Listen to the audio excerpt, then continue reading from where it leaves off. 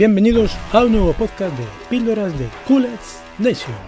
Como lo prometido es deuda, hoy toca hablar de la organización del deporte colegial estadounidense, centrado, como no, en el deporte que tanto nos gusta, el fútbol.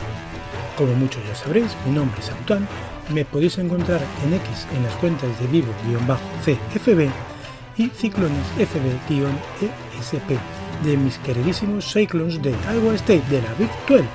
Por supuesto, aquí, colaborando en todo lo que puedo con Culets Nation.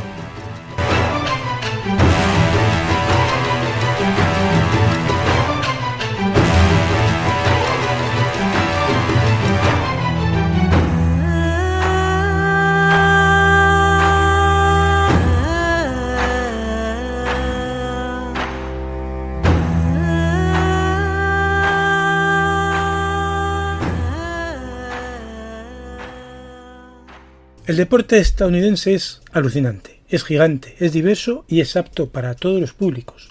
Es mucho más que las conferencias Power Four de las que habla todo el mundo. Son también las universidades del grupo 5 o 6, si tenemos en cuenta la nueva Pac-12 del año 2026. Son las conferencias FCS de las que hablamos en el último podcast de la guía 2025 de Culets Nation. Son las Division 2 y Division 3 de la NCAA. Son las universidades negras, conocidas como HBCU, y también, por supuesto, son otras asociaciones deportivas distintas a la NCAA, como la NAIA y la NJCAA. Y son, sobre todo, los estudiantes deportistas que participan en los deportes que patrocina cualquier universidad. Sí, es mucha información, muchas siglas al principio, pero creo que con este resumen vais a tener la información suficiente para que tanto los ya aficionados como los que se meten en este mundo del college de fútbol y son novatos no tengan que decir nunca más que esta competición es un lío. Si has aprendido las 8 conferencias y 32 equipos de la NFL, también puedes saber cómo funciona todo esto. Pero antes de comenzar, quiero dejar algo claro. Que aunque estemos hablando de divisiones y de distintos niveles de categoría, esto no es como el fútbol en España, donde existe la Liga eSport, lo que era la primera división, la Liga Hypermotion, que es la segunda división, o la Primera Federación, lo que ha sido de toda la vida la segunda B, y mucho más, en la que los equipos por méritos deportivos suben y bajan de competición, de liga. Aquí no se pasa de una categoría a otra por méritos deportivos. Aquí las universidades, teniendo en cuenta sobre todo su capacidad económica, es la que participa en una u otra división o incluso asociación, y ya que en cualquier momento pueden cambiar a otra distinta a la que están, que es lo que viene a llamarse realineamiento, de lo cual hablé en el podcast que publicamos la semana pasada.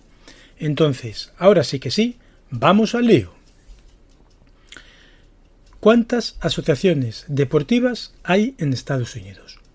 Pues existen, según su web oficial de educación, de la web oficial de educación del gobierno estadounidense, casi 4.000 instituciones acreditadas para impartir educación superior, además de los community college, que ofrecen programas de grado asociados de solo 2 años de duración, que preparan a los estudiantes para continuar sus estudios universitarios o les ayudan a adquirir cualificaciones profesionales para un empleo inmediato. Estos grados asociados de 2 años realmente no existen en España, aunque normalmente lo comparamos con los ciclos formativos de grado superior. Teniendo en cuenta estos datos de 4.000 instituciones, más los community college, es lógico pensar que exista una variedad de asociaciones deportivas universitarias. Normalmente nos centramos en la más conocida e importante, que es la NCAA, la National Collegiate, no sé muy bien cómo se dice, Athletic Association. Pero también tenemos que contar con la NAIA, la National Association of Intercollegiate Athletics, y la NJCAA, the National Junior College Athletic Association. Vamos ahora a explicarlas de una asociación en asociación. Empezamos por la NCAA, que obviamente la más importante y la más conocida, pues tiene asociadas las universidades más grandes y prestigiosas de todo el país. En total son más de 1.100 instituciones las que forman parte de la NCAA. La NCAA está dividida desde 1973 en 3 divisiones. Anteriormente eran 2 las divisiones, era la University Division y la College Division. Pero en 1973 la University Division pasó a llamarse División 1 y la College Division se dividió en Division 2 y Division 3.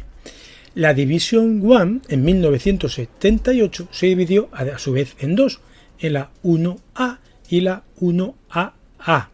Finalmente, en 2006, cambiaron de nombre estas dos divisiones, pasando a tener los nombres por los que se les conoce actualmente: Division 1 FBS, Football Bowl Subdivision, y Division 1 FCS, Football Championship Subdivision. Por su parte, como hemos dicho, la College Division se partió en Division 2 y Division 3, de tal forma que los miembros que querían ofrecer becas deportivas se convirtieron en la Division 2, mientras que los que decidieron no ofrecer este tipo de becas se convirtieron en Division 3, aunque realmente aproximadamente el 80% de los estudiantes atletas de esta división, de la 3, reciben algún tipo de ayuda económica, aunque no sean becas. Unos datos para que veáis la importancia en número de estas divisiones, de la División 2 y la División 3. En 1973, la División 2 se creó con 193 escuelas y 13 conferencias. Actualmente son 293 las que compiten en 23 conferencias y luego están otras universidades independientes. Por su parte, en la actualidad, la División 3 es la mayor división de la NCAA. Son 433 escuelas activas, universidades, más de 200.000 estudiantes atletas y 44 conferencias.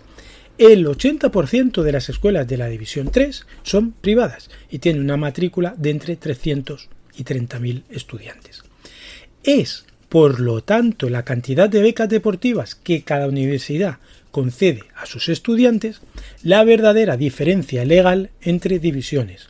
La División 2 permite menos becas deportivas para sus estudiantes que la 1 y, por supuesto, más que la 3, que no las concede. Dicho esto, hay que tener en cuenta que actualmente esto ha sido toda la historia de las divisiones, ¿vale? Pero estamos en un mundo totalmente cambiante, debido sobre todo a las batallas judiciales que está perdiendo la NCAA. Las está perdiendo todas y si no, llega a un acuerdo en el que cambia siempre su estructura, su forma de trabajar que llevan desde hace casi un siglo o más de un siglo desde que se fundó. Bueno, lo más importante de estas batallas judiciales y la última en resolverse ha sido el conflicto House versus NCAA, ¿vale? Que finalizó con un acuerdo, fue en junio de este año, con 3 decisiones muy importantes. La primera: se permite que las universidades de la NCAA paguen directamente a los atletas hasta 20,5 millones este año. Esta cantidad irá subiendo cada año, pues es un porcentaje de los presupuestos. Además, también les pueden seguir pagando becas y pueden darles otros beneficios. La NCAA siempre decía que sus universidades pagaban 4.000 millones de dólares en becas y que eso era suficiente. Está claro que eso no ha sido así, ya que los ingresos no ha sido así y no era así, ya que los ingresos generados a las universidades multiplicaban por mucho esta cantidad. Y digo que no ha sido así y que no es así cuando han llegado a un acuerdo para que la jueza no dictara sentencia en peores condiciones que el acuerdo que han llegado con los demandantes, ¿vale? De todas formas, este pago directo no ha evitado que se eliminen los pagos por los colectivos, el pago de NIL que hacían los colectivos. Los colectivos son entidades, en teoría externas a la universidad, que ya pagaban a los jugadores por su NIL. Eso sí, ahora con este acuerdo se intenta que esté todo más controlado y que de verdad sean contratos por NIL. Para ello, ¿qué han hecho? Han creado la College Sport Commission, la Comisión de Deportes Universitarios, que hoy mismo, por ejemplo, ha informado que han aprobado más de 8.300 acuerdos por un valor casi de 80 millones de dólares. Hay que tener en cuenta que esta comisión solo se encarga de los acuerdos de más de 600 dólares. Claro que la verdad que me imagino que la mayoría, por lo menos en Division 1, serán superiores a estos 600 dólares. En total han sido 28.342 deportistas y 3.200 representantes los que se han apuntado a la plataforma de esta comisión para informar de estos contratos firmados a los que tiene que dar el visto bueno la asociación, la comisión, la College Sport Commission. La otra decisión importante que se ha tomado a través de este juicio de House contra la NCAA, y el más importante en lo que nos atañe hoy, es que el límite de becas que tenía cada deporte se ha eliminado. Eso sí, se ha creado un límite en la plantilla, que podrá reducir el número de jugadores en los equipos, pero puede permitir también a su vez que todos puedan conseguir una beca. A ver, como muchos ya sabéis, y ya me lo he dicho antes, hasta ahora las plantillas de Division 1 FBS estaban compuestas de 85 estudiantes con beca y la FCS con 63 y la Division 2 con 36. La Division 3, como ya hemos dicho, no da becas, ¿vale? La Division 2, estos 36 e incluso estas 36 becas podían estar repartidas entre varios jugadores. Pero claro, un equipo de FBS tenía más de 85 jugadores. Entonces, esos estudiantes eran los que se llamaban walk-on, es decir, estudiantes que se pagan sus estudios y que eran parte de la plantilla de fútbol de la universidad.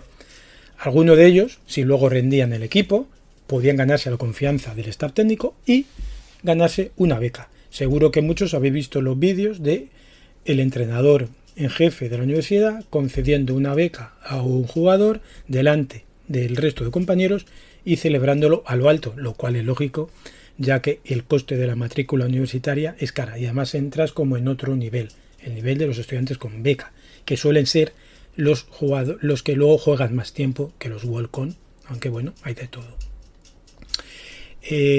Ahora claro, este número de becas era distinto en cada deporte, ¿no? Entonces, ¿qué puede pasar? Que ahora ya no hay límite, entonces puedes decidir, pues a mi equipo de softball le voy a dar a los 20, por ejemplo, que lo forman, 20 becas, o no le voy a dar ninguna.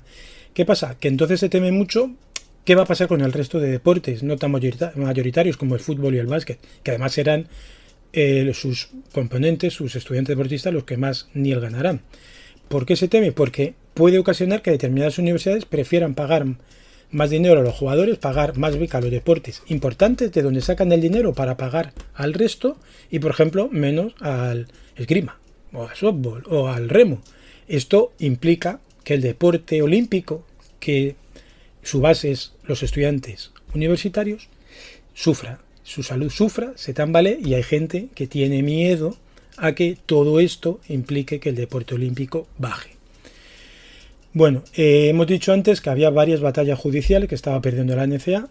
La segunda no la perdió la NCAA, pero sí la perdió una universidad de esta asociación, que fue el dictamen de la Junta Nacional de Relaciones Laborales, en la que indicaba que los jugadores de baloncesto del equipo masculino de Dartmouth College eran empleados, no eran estudiantes deportistas, eran empleados y que por lo tanto debían ser remunerados. Vamos a ver una diferencia. Antes estamos diciendo que las universidades pagan directamente a los jugadores por jugar, pero eso en base al NIL. Aquí directamente es que son remunerados, es un cambio todavía más brutal respecto a lo que ha habido siempre, ¿vale? Además, porque además pueden tener NIL, pueden tener beca, y además eso les da derecho a sindicarse. Esto es un tema muy complicado en el que muchísima gente no está de acuerdo y que incluso Trump, visto toda esta situación, ha mandado a su gobierno que estudie todo y que dicte las normas apropiadas. Entonces, más o menos está explicado que esta diferencia que había antes con el número de becas ya no existe tanto, pero sigue habiendo Division 1, FBS, Division 2, etcétera, ¿vale? Entonces ahora vamos a centrarnos en estas divisiones de la NCAA para luego hablar de NAIA y JUCO. La Division A1, como hemos dicho, se divide en FBS y en FCS. ¿Vale? Aquí la principal diferencia, como hemos dicho, es el número de becas. La otra gran diferencia, y que cada vez es más importante porque ya hemos dicho que el número de becas ya no hay un límite como tal, es el sistema competitivo. En la FBS existen las bowls, que son partidos contra universidades de otras conferencias. Una vez terminada la temporada regular, una vez decidido quién es el campeón de cada conferencia, se hace el sistema de bowls, ¿vale? Se juega en un campo neutral si cumplen el requisito de tener 6 o más victorias, ¿vale? Pero en la FCS no hay bowls, sí hay playoff. También es verdad que ahora hay playoff en la FBS. En la FBS, aparte de pasado de 4 a 12 y es posible que el año que viene pase a 16, pasa a 24. Entonces la diferencia es que en la FBS hay bowls y playoff y en la FCS solo hay playoff, ¿vale? Dentro de la FBS existe una división que son lo que antes eran conferencias Power 5 y las conferencias del grupo 5 y que ahora se puede decir que son conferencias las del Power 4 y hasta este año del grupo 5 y a lo mejor y a partir del año que viene del grupo 6, Group of 6. La diferencia de Power 4 y grupo 5 reside en el estatus de autonomía que se les confirió como parte del rediseño de gobernanza que se firmó en 2014 a 5 conferencias. Estamos hablando de 4 más la Pac-12. Este nuevo régimen de gobernanza les daba capacidad de promulgar legislación en ciertas áreas. Legislación, o sea, aparte de fuera de lo que era la legislación de la NCAA, pero que esta legislación también podía ser adoptada por las conferencias sin autonomía, es decir, las del G5, si así lo deseaban. O sea, que realmente los términos de Power 4, Power 5, Power 4 o G5, Grupo 5, es un invento creado más por los medios de comunicación. Es verdad que hay una pequeña diferencia, pero solo en el tema de dictarse normativa. En lo demás es todo igual. Es un invento creado por los medios de comunicación para vender mejor su producto. Es decir, yo me estoy gastando el dinero en esta universidad porque vende más, encima digo que es una Power 5 y no un Grupo 5.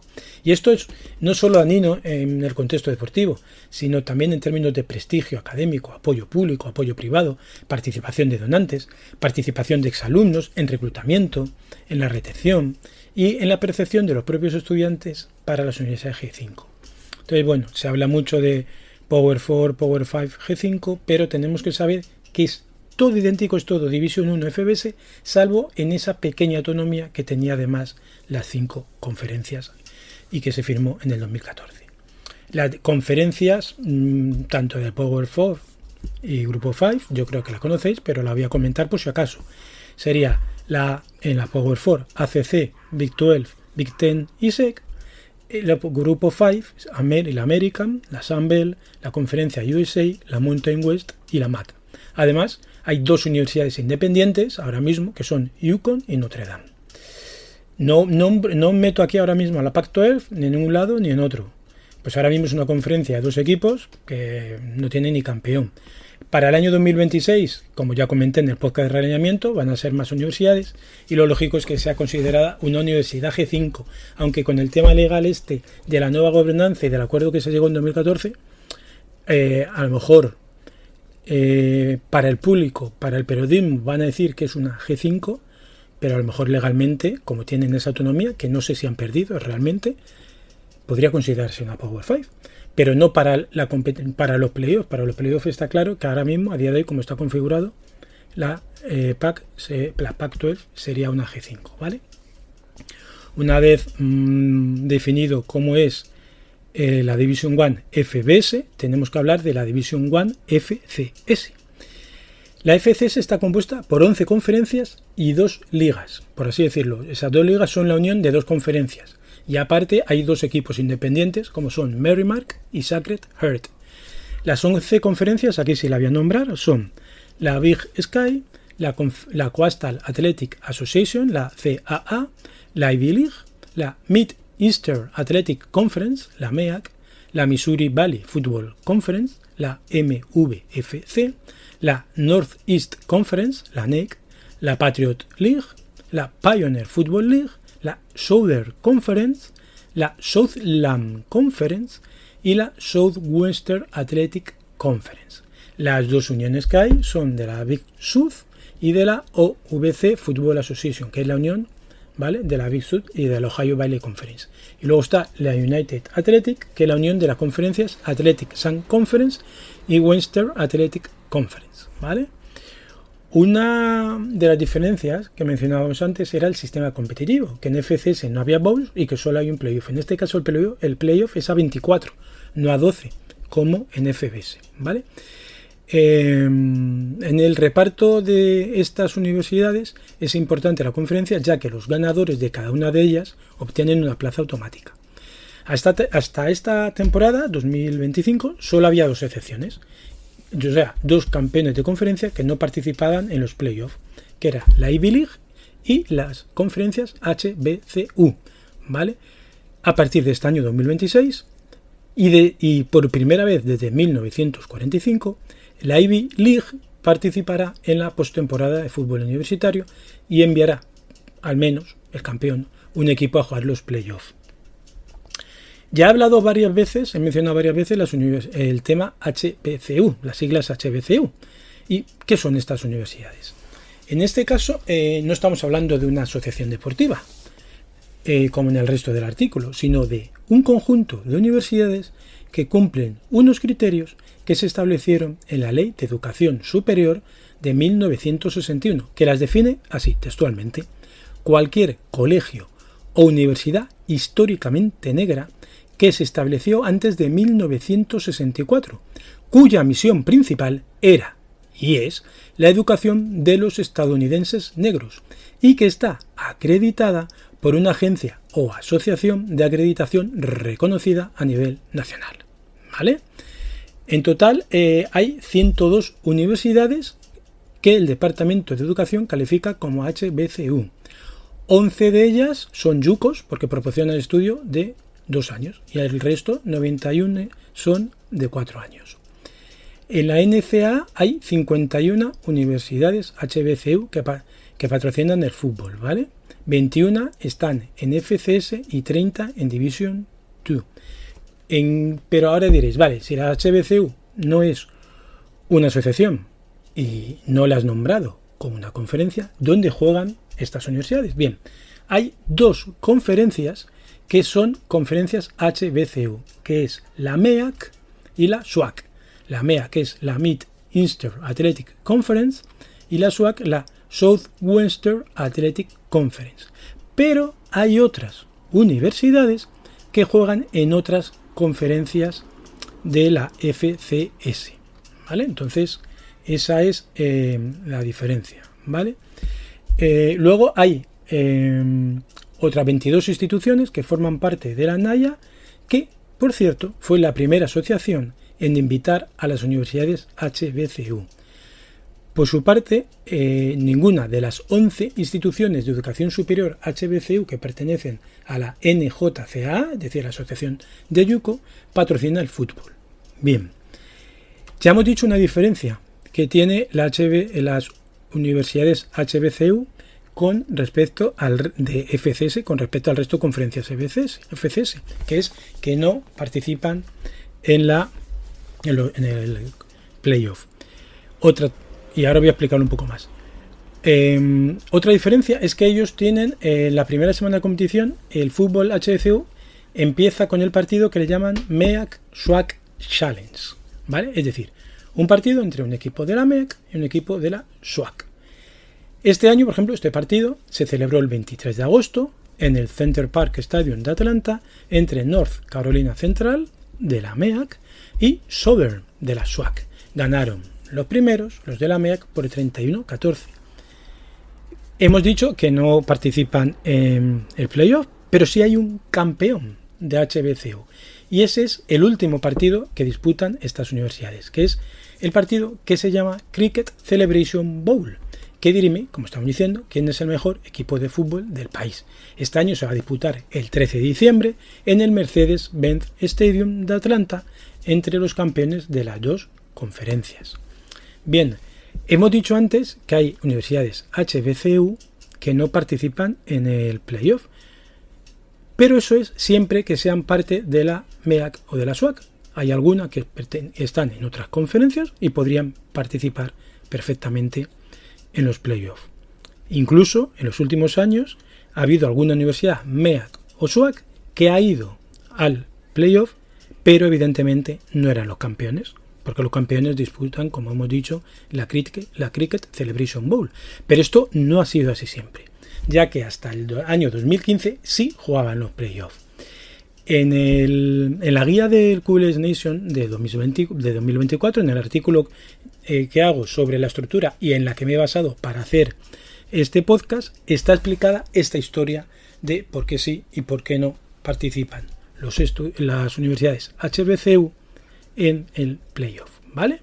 Yo creo que con esto daríamos por terminada la División 1. Hemos hablado de FBS, FCS y dentro de la FCS de las universidades históricamente negras. Vale, pues ahora vamos a pasar entonces a la División 2. Esta división está formada por 23 conferencias más universidades independientes. En 2024 participaron 301 universidades y el fútbol se practicaba en 15 de las 23 conferencias que tienen más las independientes para un total de una competición de 162 equipos. Como entenderéis, no voy a decir aquí el nombre de todas las conferencias porque esto sería eterno y un lío de siglas, pero sí las tenéis en la guía que acabo de comentar del año pasado o la podéis buscar en cualquier página de internet. Actualmente el campeón de esta división, de la división 2, se hace con un playoff a 28 equipos que se dividen en 7 superregiones. No hay clasificaciones automáticas al playoff por haber ganado la conferencia, sino que hay un comité que elige a los 28 mejores equipos en lo que se llama el Selection Day. Eso sí, el mejor equipo de cada superregión obtiene un bye en la primera ronda. En las últimas 3 jornadas de la fase regular, este comité que hemos dicho publica las mejores universidades de cada superregión, con lo que se pueden conocer los programas que están en liza por la lucha del campeonato. Este campeonato se celebra desde 2018 en el McKinney ESD Stadium de la ciudad de McKinney en Texas. ¿Vale? Esto es cómo funciona la División 2. ¿Cómo funciona la División 3 de la NCAA? Pues es sin duda la división más grande de esta asociación, con 433 escuelas activas, más de 200.000 estudiantes atletas y 4 conferencias. Ya hemos dicho antes que el 80% de las escuelas de la división, bueno, eso lo comentaré ahora, pero es verdad que el 80% de escuelas de televisión son privadas, ¿vale? Y tienen una matrícula de entre 300, es decir, universidades pequeñísimas, y 30.000 estudiantes. Para ser miembro de la División 3, las universidades tienen que patrocinar al menos 5 deportes para hombres y 5 deportes para mujeres, con 2 deportes de equipo por cada sexo. Y cada temporada de juego, como decía, 2 deportes de equipo para cada sexo. El atletismo, el deporte de la División 3, cuenta con estudiantes atletas que, como hemos dicho antes, no reciben ninguna ayuda económica, aunque luego reciben ayudas por otro lado. No reciben becas, pero reciben ayudas. La División 3 está organizada en 6 superregiones, 28 conferencias y 241 equipos. El playoff se disputa el mejor de 32 en eliminación directa. 28 de esas plazas son ocupadas por equipos que ganan su conferencia, mientras que las 4 plazas restantes se otorgan a equipos invitados. Esto también se hace en el Selection Day, ¿vale? Y ahí se conforma el cuadro de playoff, ¿vale? Bien, pues hemos visto ya la NCAA, hemos visto la NCAA Division 1, 2, 3, FBS, FCS, HBCU. Hemos visto la más importante, pero antes os hemos nombrado que hay 2 más. Pues vamos a por la segunda. La segunda es la NAIA. NAIA. Según su web, es un organismo de gobierno de pequeños programas de atletismo que se dedican al atletismo intercolegial. Desde 1937, la NAIA ha administrado programas dedicados a los campeonatos en equilibrio con la experiencia educativa universitaria. Cada año, más de 83.000 estudiantes atletas de la NAIA tienen la oportunidad de practicar deportes universitarios, ganar más de 1.300 millones de dólares en becas y competir por la oportunidad de participar en 28 campeonatos nacionales. No se venden mal. Tienen un total de 21 conferencias, de las cuales solo 9 patrocinan fútbol. Y luego hay una liga que organiza la competición de fútbol para aquellas universidades que sus conferencias no lo hacen, como decíamos antes, ¿vale? Su historia se remonta a 1937, cuando se organizó el primer torneo nacional universitario de baloncesto en el Auditorio Municipal de Kansas City, Missouri. Es decir, 2 años antes que el primer torneo de la NCAA. Tal fue el éxito que en marzo de 1940 se creó también en Kansas la Asociación Nacional de Baloncesto Interuniversitario, NAIB. 12 años después, la NAIB pasó a tener su nombre actual, dando cabida a más deportes, además del baloncesto. El Campeonato Nacional de Fútbol de la Naya se decide mediante un playoff de 20 equipos.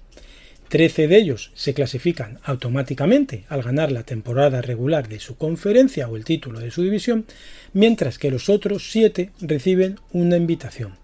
Para ello deben de estar clasificados en el Top 25 o The Final Naya Coaches Top 25 Poll. Toma ya. Los 12 primeros clasificados reciben un bye en la primera ronda. Después de cada ronda se van anunciando los emparejamientos, es decir, no están previstos de antemano y se basan luego en los desplazamientos y la geografía de los equipos participantes para hacerles más fácil, menos duro y que cueste menos dinero estos partidos de playoff. Y una vez hablada de la Naya, nos toca la NA, la JUCO, ¿vale? La NJCA, que es una asociación de los Junior College, que ahora también se llaman, o últimamente se puede decir, se llaman más Community College, que son, como hemos dicho al principio, títulos de una duración de 2 años. El movimiento para formar la NJCA, dedicada para universidades, mejor dicho, para instituciones educativas de enseñanza superior de 2 años, surgió también en 1937, cuando varios entrenadores de atletismo se reunieron en Fresno, California. Posteriormente, un año más tarde, la NCA rechazó una petición de estas universidades de 2 años, universidades, Community College, Junior College, como le queramos llamar, ¿vale?, para competir con ellos, con la NCA, pero la NCA lo rechazó. Por lo tanto, al año siguiente, tras este rechazo, estas mismas instituciones se reunieron de nuevo en Fresno para organizar y formar una asociación que promoviera y supervisara un programa nacional de atletismo exclusivo para colegios universitarios, junior y comunitarios, ¿vale? Junior College y comunitarios. El 14 de mayo de 1938 se votó la constitución de la NJCAA y celebró su primer campeonato nacional un año después, en mayo del 39. La NJCAA se divide en 3 divisiones, la División 1, la 2 y la 3, menos en fútbol, donde no existe la División 2, ¿vale? A su vez se divide en 24 regiones que cubren todo el mapa de Estados Unidos. Es decir, aquí lo importante son las regiones, no son las conferencias, ¿vale? Es muy interesante ver que cada institución puede elegir la división en la que cada deporte puede participar. Y esto es así, ya que cada división ofrece un distinto régimen de becas. Todo esto nos suena de la NCAA.